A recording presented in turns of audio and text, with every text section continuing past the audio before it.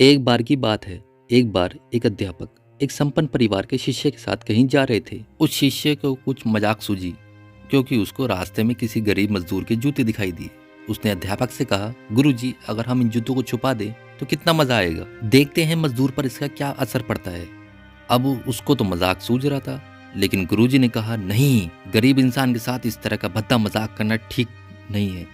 क्यों ना हम इन जूतों में कुछ सिक्के डाल दें और देखें कि इसका गरीब मजदूर पर क्या प्रभाव पड़ता है।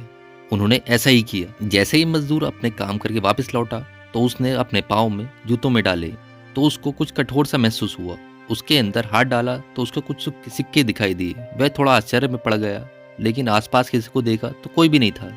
वापस उसने अपना दूसरा पैर दूसरे जूते में डाला और वापस उसको उसमें कुछ सिक्के दिखाई दिए। अब दोनों जूतों के सिक्कों को उसने अपने हाथों में रखा और प्रभु की तरफ इशारा करते हुए कहा, हे प्रभु, पता नहीं किस भले मानुष ने यह सिक्के मेरे जूते में छुपाए हैं, लेकिन जिसने भी छुपाए हैं उसको मेरी दुआ है ताकि इन पैसों से मैं अपने बच्चों और पत्नी के लिए कुछ खाना और दवाई ला सकूंगा। और इतना बोलकर वह चला गया। इस बात को शिष्य और अध्यापक दोनों सुन रहे थे। अब अध्यापक ने शिष्य से पूछा कि अब तुम मुझे बताओ कि तुम्हें कैसा महसूस हुआ, तुम्हारी पहली वाली मजाक या मेरा तरीका। तो उसने कहा, गुरुजी, मैं आपसे क्षमा मांगता हूँ।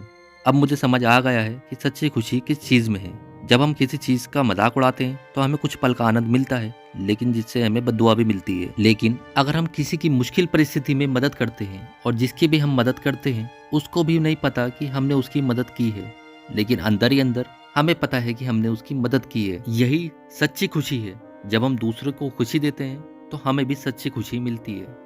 इस कहानी से हमें यह प्रेरणा मिलती है कि हमें मुश्किल में फंसे हुए लोगों की जरूर मदद करनी चाहिए। इसलिए आपको जब भी मौका मिले आप दूसरे लोगों की जरूर मदद करें।